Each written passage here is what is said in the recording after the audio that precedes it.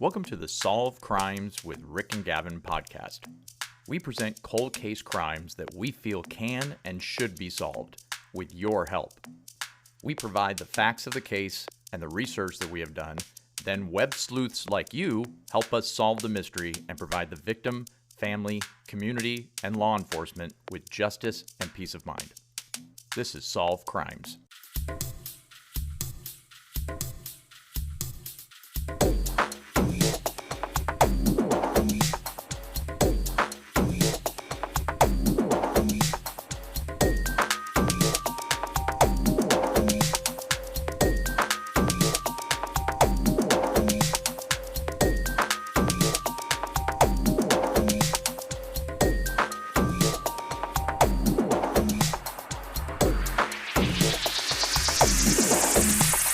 Hey, Rick.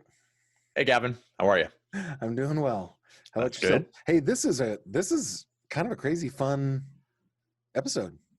It is. Yeah. It's another one of those combo episodes. We're using the video and audio on our YouTube channel, and we're using the audio on our podcast channel. So kind of cool. So we'll try and stay away from, hey, look at this. But this is continuing kind of our series on interviewing. It's like an exclusive interview. Nobody's ever talked to Without a doubt. people. Yeah. Yeah. We were really grateful to talk with Michael Willis. Mm-hmm. And who have we got today? So today we teased about it in I'm not sure which podcast episode, but recently, and I think we also teased about it in the YouTube video recently as well. So again, I got a friend request on Facebook, and this person shocked both you and I when I found out that she had sent a friend request, and I didn't know her, didn't have any friends in common, and then minutes later, I get a direct message from her saying, "Hey, Rick. Give me a call. I'd love to talk to you. I am Carol Beth Hilburn's birth daughter." Jaw dropped. I Like, we texted had you no that, idea. and your jaw dropped, and we got on the phone. And within 10 minutes of me getting that message on Facebook, the two of us had her on a conference call, and we probably talked to her for, I don't know, 45 minutes or an hour. Yeah. Something like that. Now, And we're going to get pretty deeply into the Carol Beth Hilburn case. This is another one of those Yes. cases in the Sacramento area that happened. We covered it briefly in our episode called The Other Girls. Yep. But this is one of those that, man, it sure sounds familiar, the things that happened to Miss Mm-hmm. Hilburn. Well, and we can be very truthful. Before Lynda reached out to us, we weren't going to do a real in-depth episode on Carol. That's not true. for any particular reasons, because we had other cases that we were working on, and that kind of a thing. But I mean, once Lynda came aboard, she had so much information for us that we could have gotten nowhere else.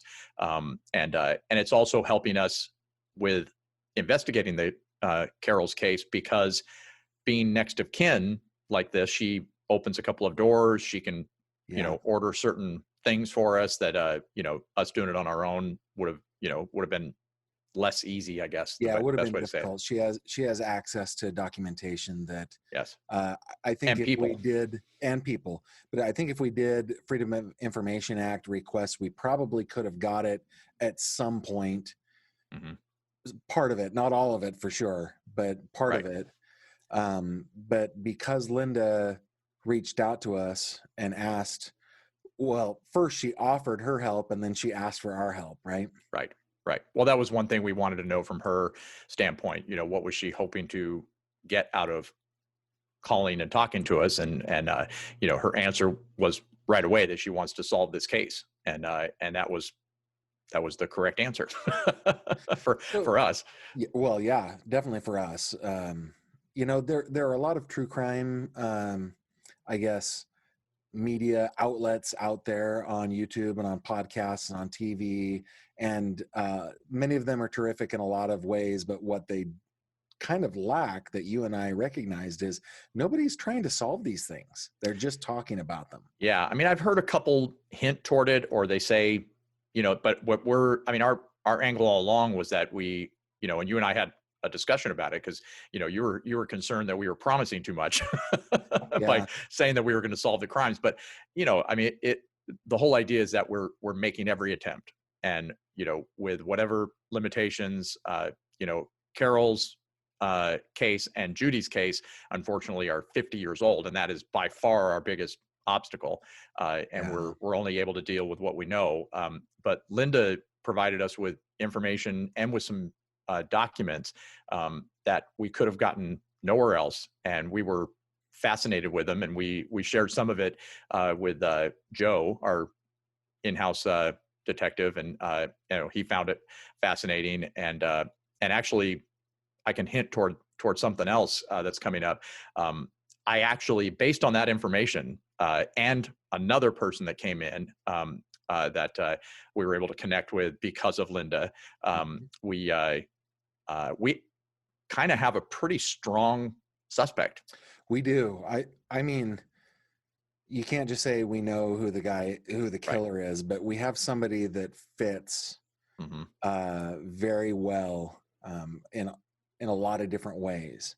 Yeah. So, for people who are listening to this, watching this video, let's just do a brief overview on the case of Carol Beth Hilburn. Should we just real Okay. fast?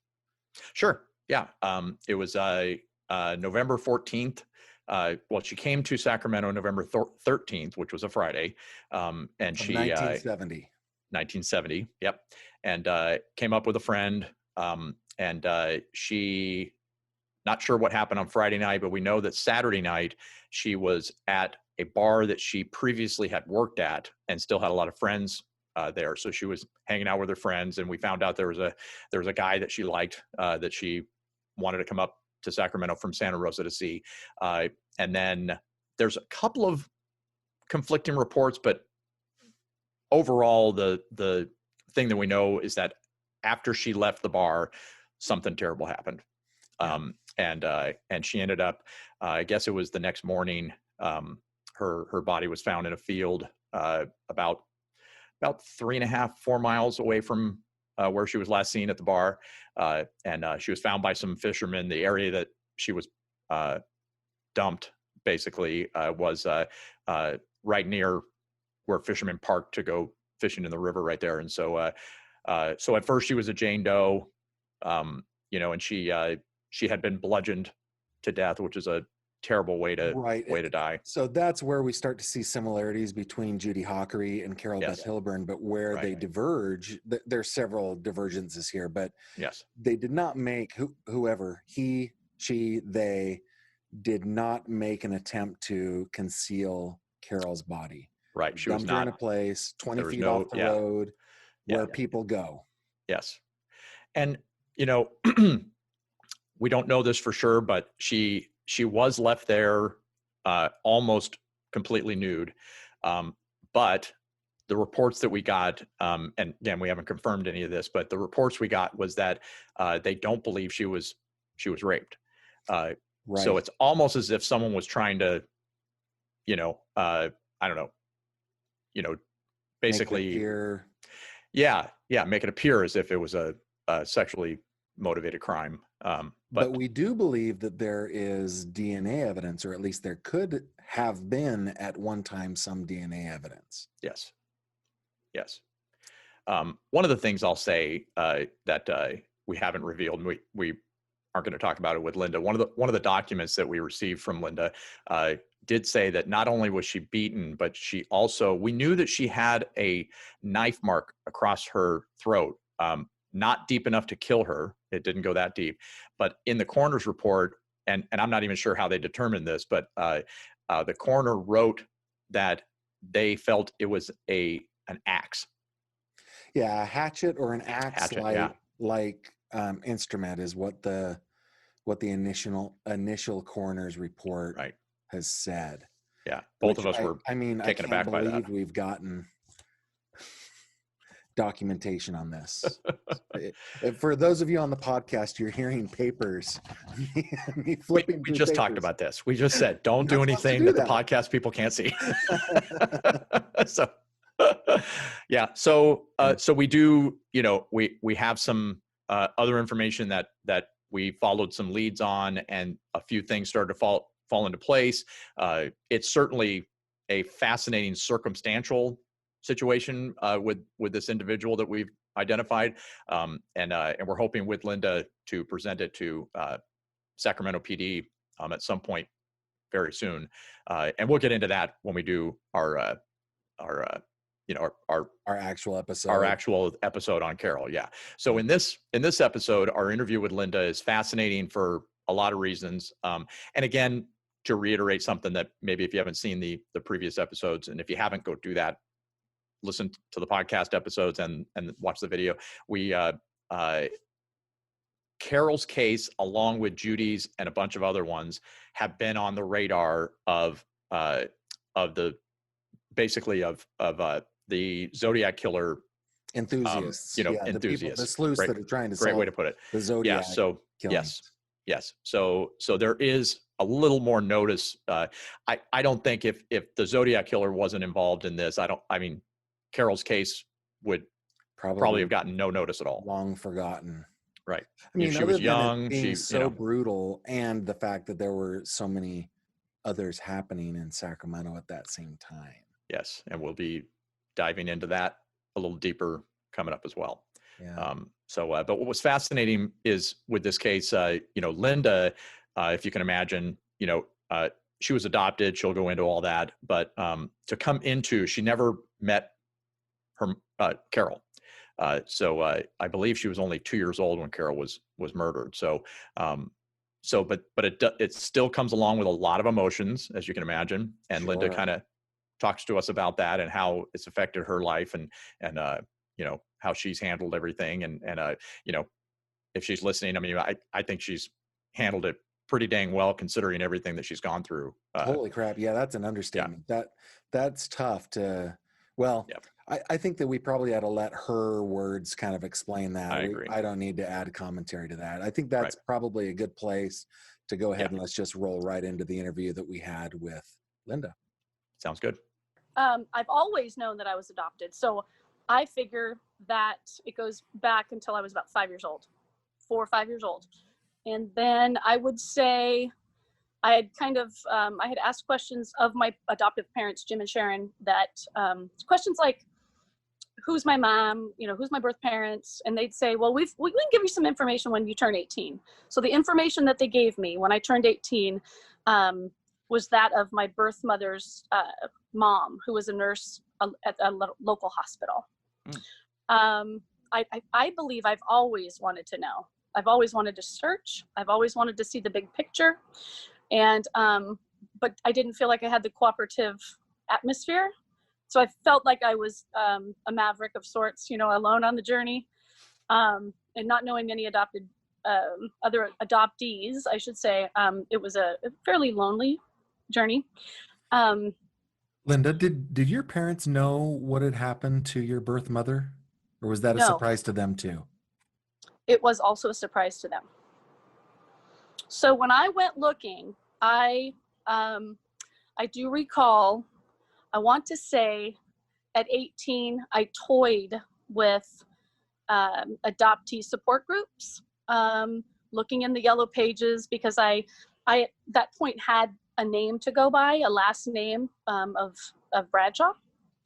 And then it wasn't too long after that. My mom is notorious for reading the obituaries. My mom, Sharon, my adoptive mother. Your mom was notorious. Yeah, my mom, right. Sharon was notorious for reading the obituaries. So she came across my maternal grandmother, her name. So I looked up the obituary, and it showed Pamela Lee Burns as a survivor of her. And I'm thinking, who the heck is that? So I looked up her name in the phone book, the local phone book, just to think maybe she's nearby. And sure enough, I found her. I found a Pamela Lee Burns on Dennis Lane in Santa Rosa. So I phoned, and I phoned about this time of the year. Actually, it was early November, which later on, it just makes sense to me. And how old were you, and what year around was this? Oh my goodness sakes. This was probably my early 20s. early 20s, and I had a young baby at home, so it meant a lot to me to begin to pursue this. So I phoned the phone number that I thought was to be Pamela Lee Burns, and I hung up. So a year later, I do it again, and this time I decided not to hang up. And I believe it went something like, does January 3rd, 1968 ring a bell to you? And this kind of raspy voice, this voice on the other end says, no, dear, it doesn't. I said, does Carol Beth Bradshaw, do you know this person? She goes, well, that was my sister and she's dead. And I just fell apart. She's like, oh my goodness. She's like, oh my goodness, dear. She says, I'm out in the horse barn. I can't, she couldn't console me. We couldn't continue a conversation because she was occupied. And I was actually on my way to work at the local pharmacy. And so we hung up with the agreement that I would phone her later on from my mom and dad's house in a safe place. That's where I was going to feel safe and protected. So we had a conversation later on that night where she explained a lot of details that she knew about Carol's demise. And that was pretty ugly. It was pretty ugly, and I just couldn't handle it. We also agreed to meet very soon after that conversation in Santa Rosa to exchange photos. And she was going to bring along her other children, Jamie and Eddie. Jamie was this beautiful little redhead, actually bright red hair, and Eddie, another dirty blonde haired young boy that I've remained friends with to this day. And no kidding, she had an appointment, the lady doctor, Dr. Dunn, who also delivered me. Wow. And yeah, it was pretty incredible. She says that she was in her appointment, and she says to Dr. Dunn, you're never going to believe who's outside waiting for me. We're gonna meet. And nothing, I didn't hear any reply from him or what he had said back to her. But there after the appointment, we exchanged photos and lots of wows and oh my gosh. And I don't mean to interrupt you, but you said okay. something interesting. So one of the things that you had mentioned off camera before is that doctor was also the one that arranged the adoption, right? This is what I surmised, because my family doctor, Dr. Ed Neal in Healdsburg, had contacted my mom and dad, Jim and Sharon, and said, I have a baby for you. So my guess is that these doctors in the late 60s kind of had a little network going, and so they probably were friends, or at least in the same golf club or something, the same networking group. So that's how that went about those days.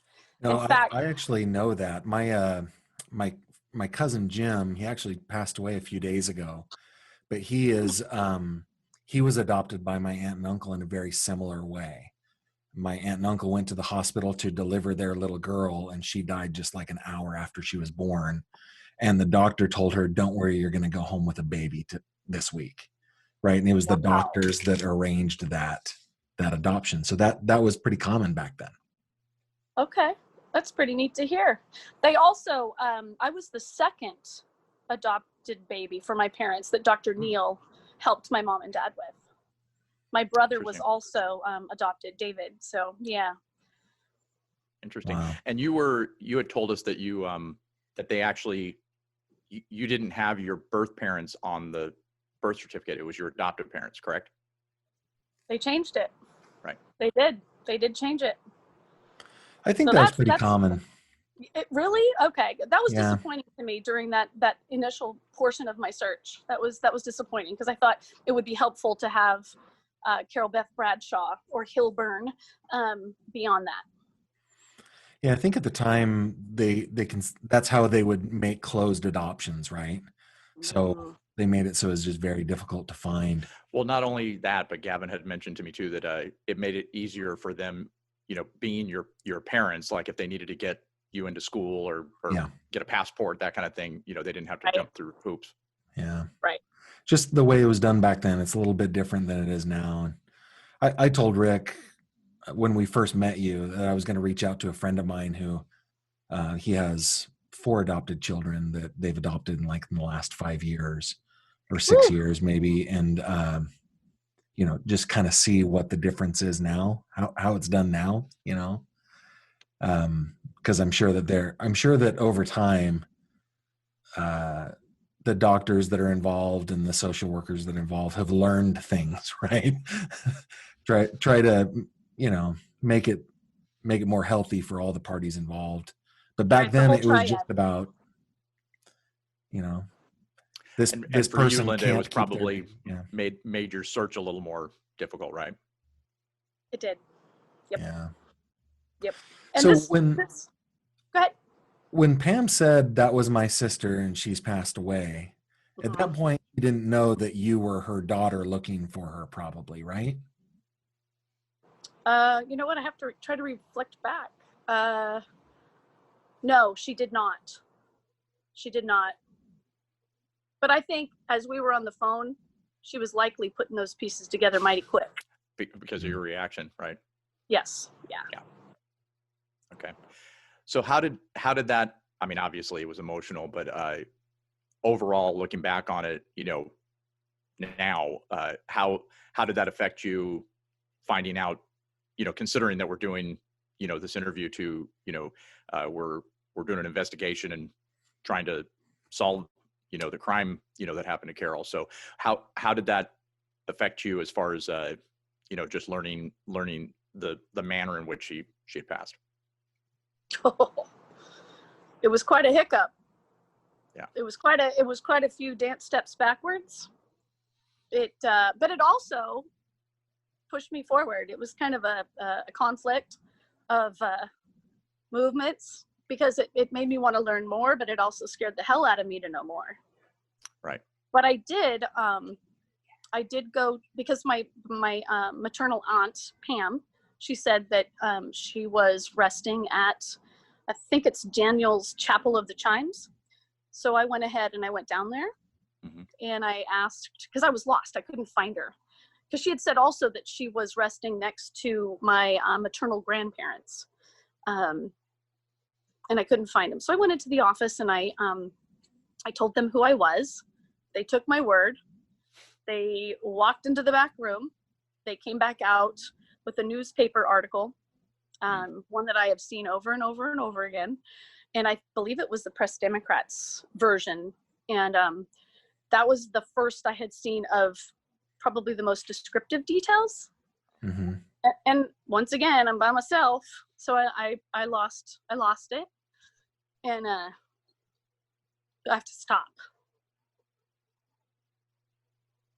Yeah, I mean, just as an aside, I'm really surprised they did that. All things considered, don't you think, Gavin? Pretty insensitive. I think that my sister works in the death industry. I don't even know how else to say it. The mortuary industry, right? Okay.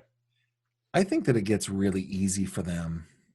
But they're also trained, or they should be trained to be sensitive too, right? Well, that's true. I'm just saying that I think that it's very easy for a person like my sister, who is she's a very sensitive person. She's a very caring person, to just, I notice it's very easy for her to just kind of go into just kind of autopilot about a lot of things. And sometimes they even think that they're being helpful. So I don't know but man, that's a tough way. That's a tough way to find out. Because I would imagine, Lynda, that, I mean, you're not only looking for your birth parents, but you're looking for a possible relationship with your birth parents. Ultimately, you bet. I wanted the whole not fantasy, the whole fairy tale, I should say. Well, yeah. I mean, you want to see, where you get your looks and your mannerisms and their sense of humor and those types of things, I'm sure, right? That's right. Yeah. And my nasty attitude. So ultimately, not to steer everything, but ultimately you were able to speak with and meet your birth father. I did. And you were able to get some of your answers there, right? I did. Okay. At the time of the search, I was I was in a relationship with then to be my husband of 22 years, who I'm now divorced from. And he, on the side, Well, first, let me back up a little bit. I was working at a pharmacy. I was having a dialogue with one of my customers, Mr. Witherall, Brad Witherall, and he had just local man, had just found his daughter, his birth daughter. I said, wow, really? Da da da da da. And I told Mr. Witherall a little bit about my story, and I told him a little bit about my story. And I said that what my birth father's name was, or supposedly was, and he literally found an address for me. Or wait, let's see, was it the name or the address? Because see, I can't remember if he gave me the address or if the ex-husband looked and found the address. You know, one of those is not legal, but he did it. But he did it anyway. So that's a little bit, you know. So we showed up on King Street, just 2 streets east of where I live currently in Santa Rosa. Wow. And we parked behind a telephone pole, and my husband at the time, or relationship at the time, walks up to the doorstep, gets the doors answered by a big old muscular fella, and he says, hey man, is Gary Dunsing here? No, he's going to be getting off work anytime. Be coming in the back door. Come on in. He goes, no, I'm good. I'll wait outside. Because, you know. Yeah. So Gary gets home, puts his lunch pail down, what have you, and comes out to the front porch, or to the front door, I should say. And my ex says, his name's Tony, and I'll refer to him as Tony from here on out. He says, hey, Gary, I'm so-and-so, and January 3rd, 1968, Carol Bradshaw. He's like, yeah. Well, I have somebody in the car that says she's, you know, could be your daughter. Well, bring her on up. There I was in his living room, and we're just kind of making small talk, whatever small talk comes along with such an invasion, right? And he says, well, I'm going to have to talk to my wife, Sandy, about this. Yeah, you think? So we end up leaving, and again, it's another bump in the roller coaster. And so he wasn't overly accepting right away. Is that what you're saying? Oh, no, they were very accepting. Oh, okay. Well, he was very accepting. And we had, I believe they lived after King Street, they went up to Reading. And so our relationship kind of, flexed a little bit because of the distance. And we'd go up there and visit from time to time. And the kids would meet him, you know, my kids. And then we lost touch. Fast forwarding, I learned a lot about my birth father, who had created 5 of us girls, 5 different women, and 2 or 3 of us in the same year were born. Wow. And so, yeah. And he omitted a lot of truths, a lot of story, story. And I lost a lot of respect for him. So, okay. A lot of respect. Could you describe what Carol was doing at the, like, if we go back to the time that she has that relationship with Gary, but you introduced us to Jan Borgman, your Carol's roommate from Sacramento, right? We understand that Carol lost her job at the 40 Grand Club, and shortly thereafter she moved back to Santa Rosa. In fact, Jan said that that was a really good thing for Carol to do, was to move back to Santa Rosa. So I'm wondering at what point, what point in the story did this happen? Did Carol get pregnant and have you? It was before she was in school to be an X-ray tech. Ah, but still in Santa Rosa. She was in Santa Rosa. Okay, so she meets Gary, she gets pregnant, she has you, and you're adopted to your mom and dad. She later moves up to Sacramento, goes to X-ray tech school at Sutter General, right? That's when she was a roommate with Jan. That's when she worked at the 40 Grand Club, and then later moved back to Santa Rosa. Have I got that right? That's a little bit dizzying for me in the sense of when she was where. Now, I remember her sister telling me that they moved around a lot. So to me, if she was back and forth, that wouldn't surprise me. And I don't know to what the time frames are like on that one. Okay. But I was born in January 68. I don't know when she went to Sacramento. I think Gavin's right. I think that's the timeline that we had figured out, because she had gone to Sacramento after having you, and then was trying to start a career and get into the X-ray technician business. And I guess Jan had said she slowly realized that she didn't enjoy it as much as she thought she would. And she really enjoyed the club. She really enjoyed that. Right. Yeah. Yeah. And you kind of learned that she was, I mean, she was 22. I mean, so she kind of like having fun and dancing and whooping it up and all that. Yeah. Yeah. Yeah.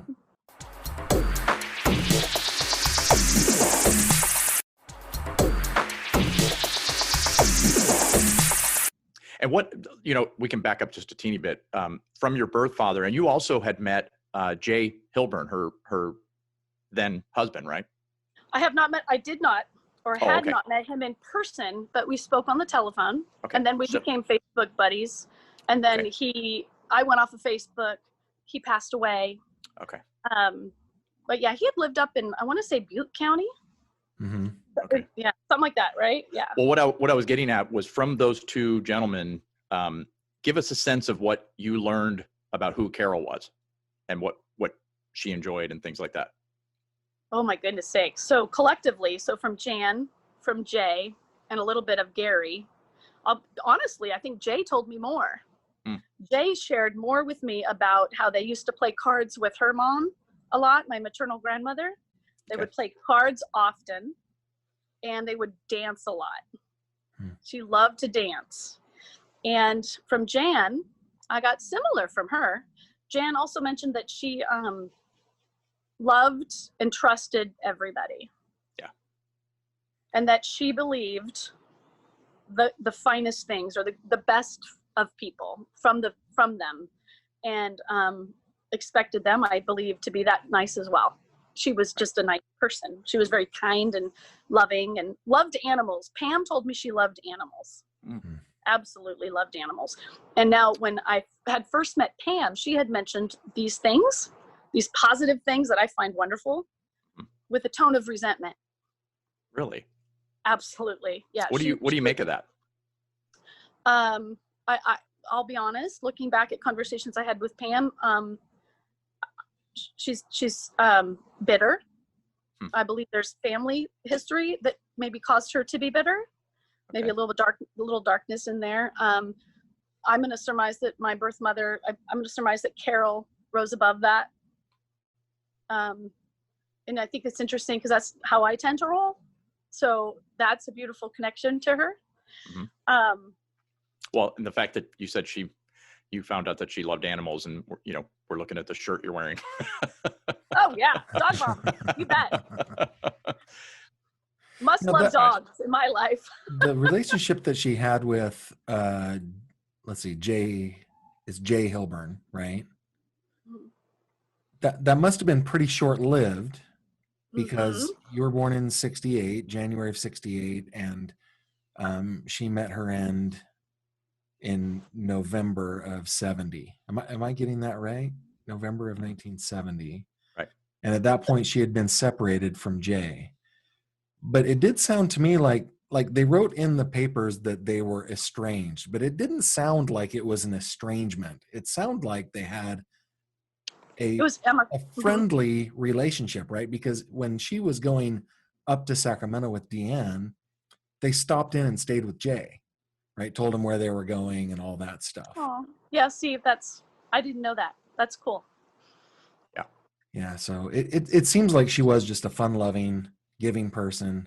When we spoke with Jan, she called her sweet quite a few times. Yeah. But she just felt like the marriage wasn't going to work out for whatever reason, and they both went, okay, right? But they remained friends, or friendly at least. And Carol was staying with her sister Pam at that time, right? I believe so. Yeah, I think that's what the newspapers have said, is she was staying with Pam. What we didn't figure out is where she was staying in Sacramento. I don't think we figured that out from Jan, because Jan told us that when Carol was coming up to Sacramento for a visit, she'd planned on visiting Jan on Saturday. Right. So, and then everything happened on Friday night. Well, and that was the thing that, Jan was saying. I mean, that, this is before cell phones and that kind of thing. No social media or anything to check in on somebody. So she did not know anything until she read the papers, I think on Monday or Tuesday, following week. She said she saw the sketch. Yes.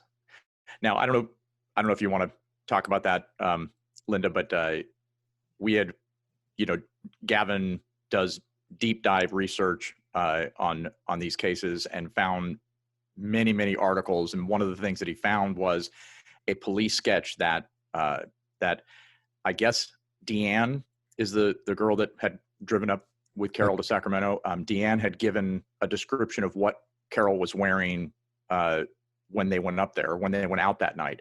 And so I had sent that sketch to you, and you had never seen that before. No, I hadn't. By the way, that impresses the heck out of me. If somebody asked me right now, what are any of my children wearing? I have no idea. I just saw them. I was just upstairs. But she knew exactly what her hairstyle was, what her bag was, what she was wearing, right. What I'm down to the jacket and where the lettering was and what it said. They probably got dressed together because, I could go out with my girlfriend Monica and I could tell you what if we got dressed together, we're comparing earrings. Yeah, we're not girls. There's the problem right there. That's the problem. I can school you both on that one.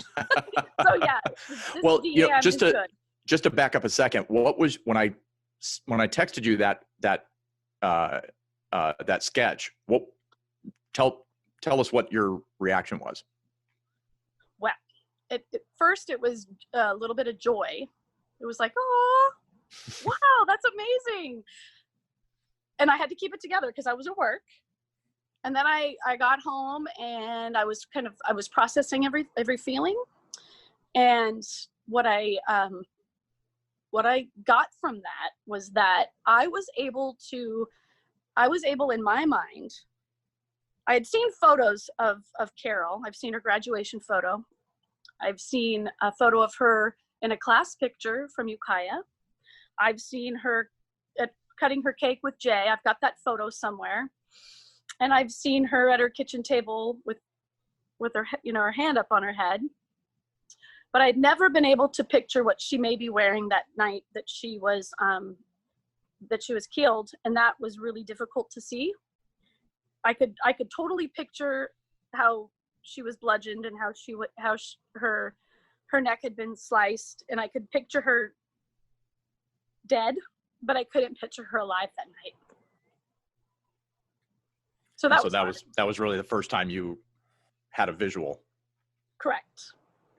I think you've put your finger right on an issue that a lot of people have that are in the hobby of like true crime, right? Where you just think of, oh, well, there's a dead body and this is a case or this is a puzzle that I need to solve. But what they're real people with real lives and their loved ones. And they're surrounded by people who love them. And when that life is taken, it snuffs out all of their future, right? It's just I don't know, Gavin, if you were able to read the poetry I wrote. Rick did share that with me. Yeah. It was incredibly healing. And it was incredibly I absolutely could picture her in that state. But again, I reiterate, I could not picture her prior to that. Right. It was unbelievable to see her in those crazy ass in those crazy pants she had on. Yeah. It's okay. That's that was the time of the 1970. I mean, it was. She was pretty styling. Yeah, she was. She was. Yeah, she was awesome. What we understand from that sketch is that the police did that sketch based on the description that Deanne gave them. And that is the thing that led to her to people finding, to the police finding who was with her, right? Because I mean, she probably looked remarkable enough that it was easy to remember. Oh yeah, I saw her. She was walking down the street, this day, and so forth. So, Right. So that picture was distributed all throughout town before it was published in the newspaper, probably by a couple days. Yeah, and from what we understand, it ran in the paper twice, right? It ran in two. Yes, yeah, it did. Two consecutive days, the same article. Okay. So the police were looking for help from the media to find people who may have seen her, and it worked. I mean, that's where Jan saw her. Right. And Jan called the police and talked to him. Right. So Lynda, we can kind of move on a little bit. So coming up to now, tell us how you ended up contacting us. What prompted all that? What was that process like? I think so. Let me back step a little bit. So every so often I will Google the Zodiac because of its relationship to the possibility that he was the killer or the person who committed this homicide upon Carol. Now I don't believe that, but I will Google it from time to time. And this time I had received a text from my cousin Eddie, who lives in New York City. And he says, hey, do you know this name? And I said, no, I don't know her. He says, well, she came up on our 23andMe as a first cousin once removed. So I hop on Google and I Google Carol Beth Hilburn again. And I find something called Zodiac ciphers. Is that right? Mm-hmm. Yeah. And then somewhere along the way, I don't know where I found crime solving with Rick and Gavin. Solve crimes with Rick and Gavin. Mm-hmm. And then I found you guys. And then I watched a YouTube, the first clip of the Hikari portfolio or case. Yeah. Mm-hmm. And I was drawn to you guys because of your sensitivity, and the dialogue that you were having was very sincere and very touching, versus some of the others that I've actually spoken to. A couple of part-time detectives that think that they're going to find that Zodiac killer, and they've been incredibly insensitive and cruel in their verbiage. We spoke about sensitivity earlier. Yeah. They didn't know how to speak human. So I chose to follow up with you guys and touch base. I actually went to Facebook, found Rick, mentioned something in his in the comments from your post about Miss Hikari, and I said, contact me, and we connected, and then we were on the phone, the three of us, that night. So yep. Yeah, it happened really fast. We're glad you reached out. But that's my life. That's how things happen for me. And it's a seize the moment kind of thing. You must seize that opportunity. Yeah. Yeah, that makes sense.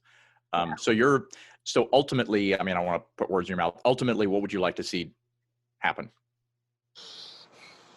Well, I'll be honest with you. I was okay with it not being solved. I had come to terms with that, and I had put it away. I just put it away until I found you guys. And I have hope again. I do have hope. Answering your question, I think what's supposed to happen will happen. If there's somebody found that did it, right on. But honestly, I'm a want to know kind of person. Need to know the whole picture. It would be nice to get some closure. Right. It would be, I'll be honest with you, I would love to speak to the possible person who did it. I would speak to him or her or them. That would probably be the most satisfying for me. What would you say if we found out who the perpetrator or perpetrators were? What would you say? What would you want to say? Number one, why? Number two, I guess part of the why is what was going on in your head when you thought you could hurt another person. Mhm. And hopefully some type of answer would come from whatever his heart or his head, that it would, I would hope for honesty, but I wouldn't expect much. I don't know. I mean, that's a tough one. I mean, That's tough. it could go so many ways, I mean, I would guess that it would depend on the person. If there was a person who was a serial killer, that's a completely different mindset from someone who, in the heat of the moment, hurt someone, that kind of a thing. Right. Crime of so passion sort of thing. Or, yeah, but that or was inebriated with something, right? Yeah. Oh, I mean, sure. Under the influence. Yeah. Yeah. Yeah.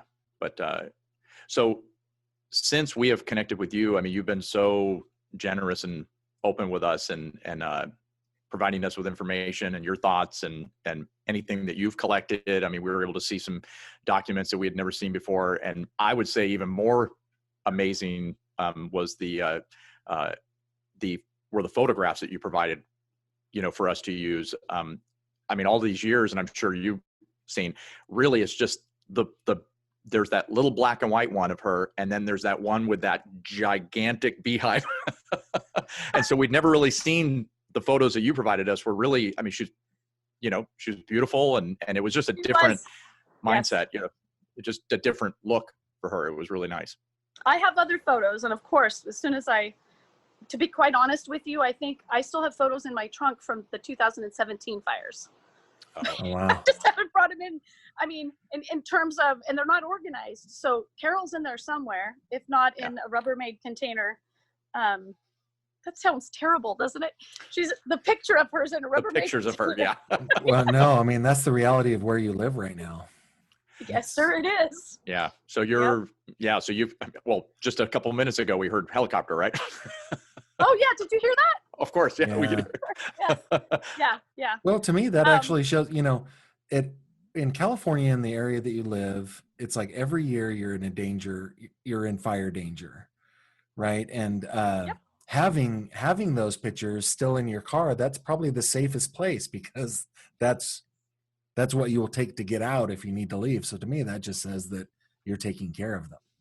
Absolutely. They're in go mode, let me tell you. Yeah. I wanted to go back to that question that you asked me about what do I want? Yeah. I wanted, and I think I shared this with you guys. And I've lost my train of thought again. It's okay. It has a lot to do with, like, what do I want? Well, I already so many years have gone by. I had to forgive as an adoptee. I had to forgive the relinquishment of her giving me to someone else, which is hard to say. And then I also needed to forgive her for being out at such an ungodly hour, to put herself in harm's way. Right. And then I also needed to forgive who did this to her. I'm not angry. I'm not angry at anybody. I did my forgiveness. 15 or so years ago, I couldn't get through talking to you guys without losing it a lot. So I have to tell you that piece is pretty solid. I'm okay. I also believe, did you see the bee fly by? No. He just flew right by the screen. I also believe that we choose the way we die, that it's chosen for us, and that if we are to suffer, that depth of suffering, the amount of suffering that we have helps us vibrate on the other side, and it raises our vibration. I am saddened to think that it was her destiny to suffer that much.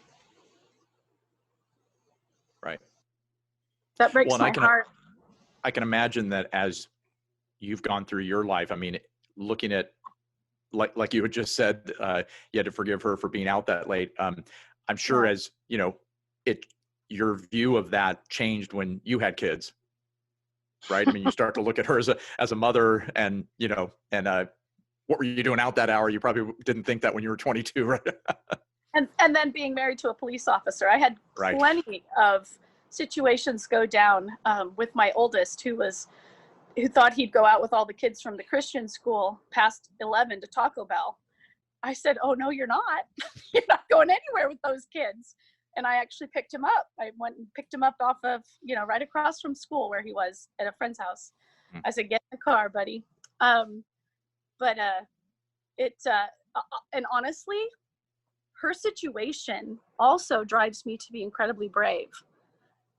I also feel that you and I and my children have the right to be anywhere we want to be and feel safe, even though it's not practical. That's not a practical way to go.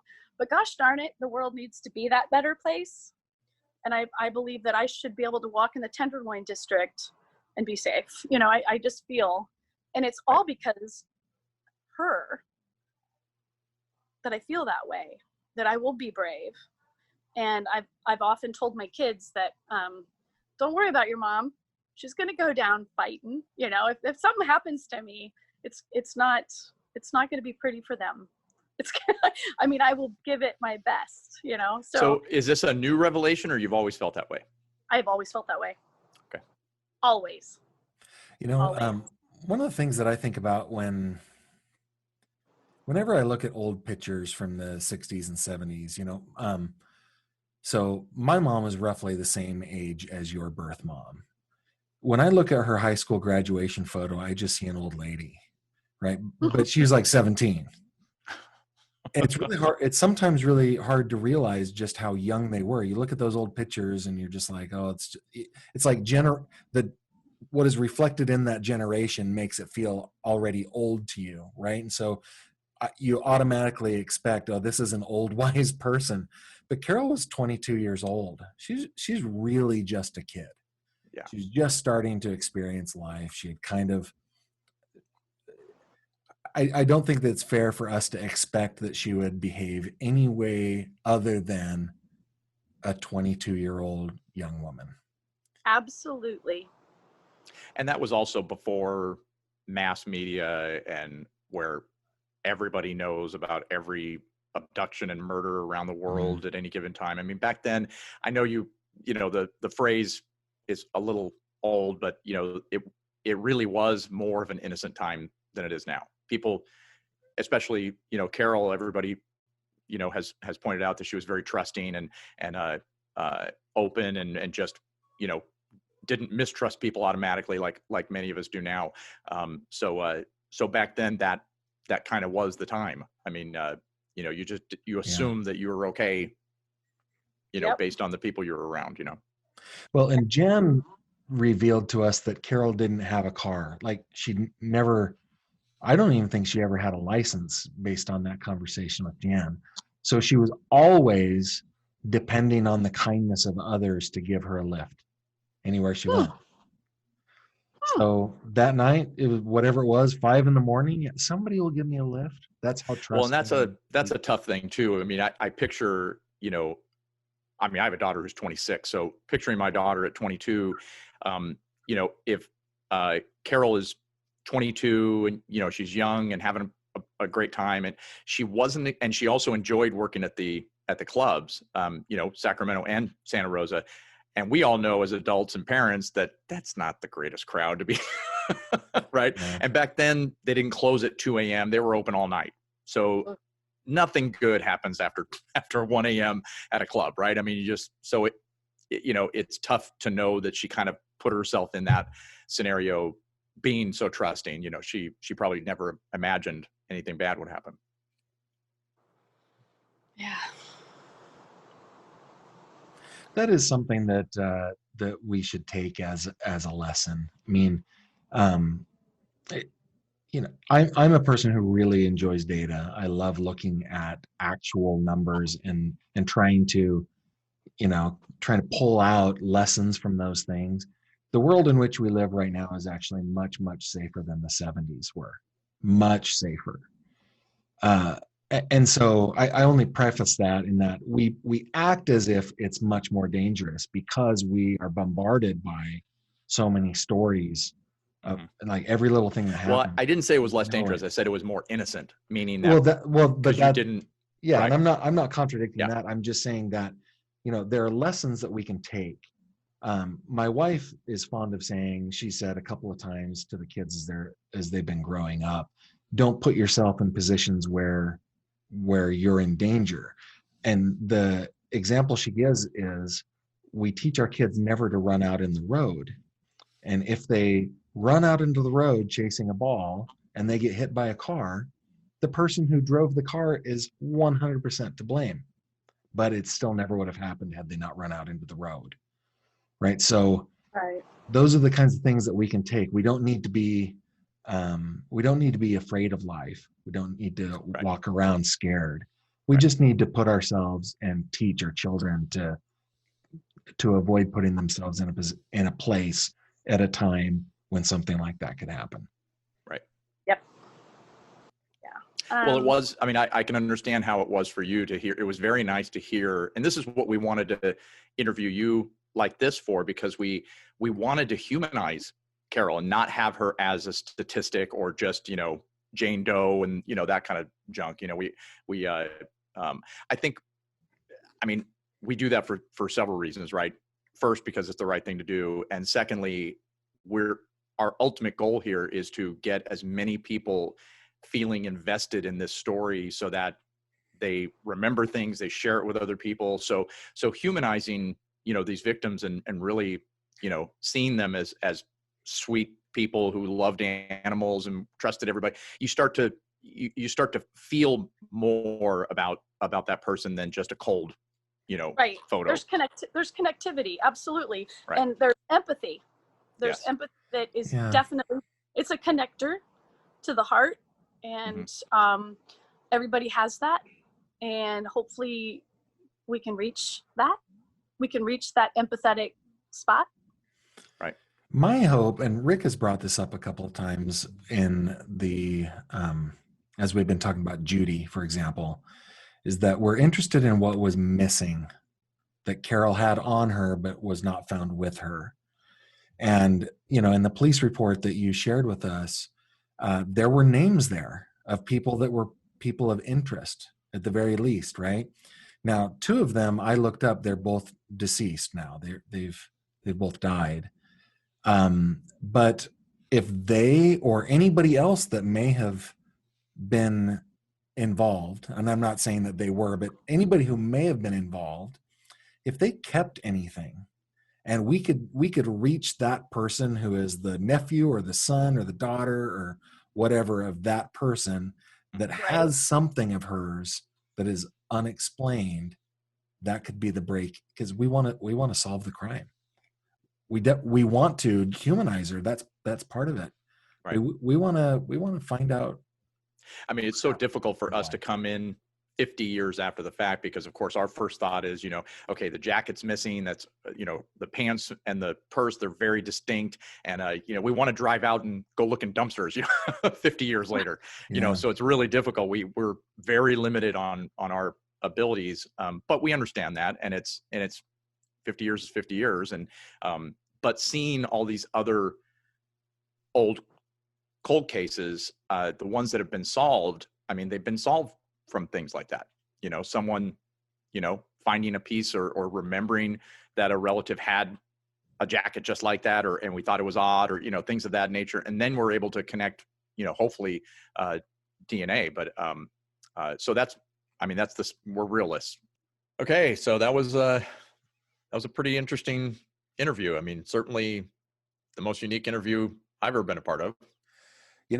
We ought to take the opportunity to thank Lynda for doing that. That was not an easy thing for her to do. No. From the time that we first started speaking to her till the time that we did that interview, took a little bit of time, and she kind of had to work herself into it. And you can understand, as a person who absolutely knew she was adopted from a young age, and it, you and I not having lived that, we don't understand that at some point you want to find out, right? And then to find out what happened Yeah. in that way.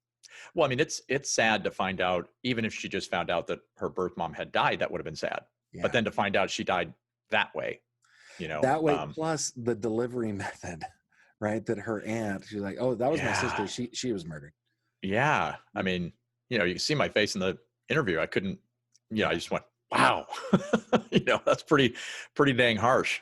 But thanks to Lynda, sharing some information, not only her time, to do the video, but sharing some information about Carol and paperwork and stuff like that. It's actually opened up another investigation for us where we actually will be going deeper into the Carol Beth Hilburn case. And as we talked about at the beginning of this, we have some idea of a very good suspect that we all believe is a good suspect. And I'll throw this out there.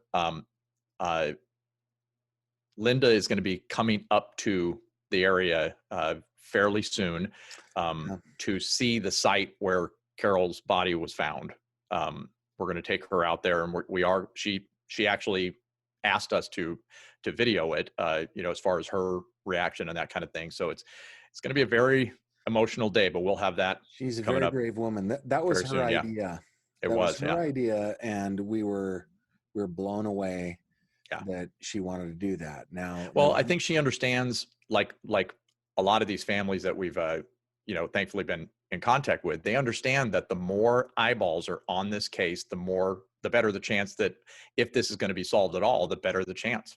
So, and in Carol's case, we do have we have stuff to work on. We have clues. In Judy's case, it's a lot harder because we can only go by what was said in the press. Mm-hmm. We haven't talked to anybody who was there. Many of them are gone. But in Carol's case, thanks to Lynda, we actually have documentation that we can look at, and there are clues that we can follow. So we will be sharing that, in coming episodes. Yes. Sounds good. Great. Good place to stop, and stay tuned and make sure you subscribe, because we have some stuff that we can't talk about yet that's coming up that you're going to be really interested in. Thanks for listening to the Solve Crimes with Rick and Gavin podcast. Please subscribe to stay up to date with the cases we feature. Don't forget to subscribe to our YouTube channel, Solve Crimes with Rick and Gavin, for more details and visuals that we can't provide here. We're also on Facebook and Instagram. If you have information on this or any of the cases that we feature, or if you'd like to join the discussion in our case forums, please visit solvecrimeswithrickandgavin.com.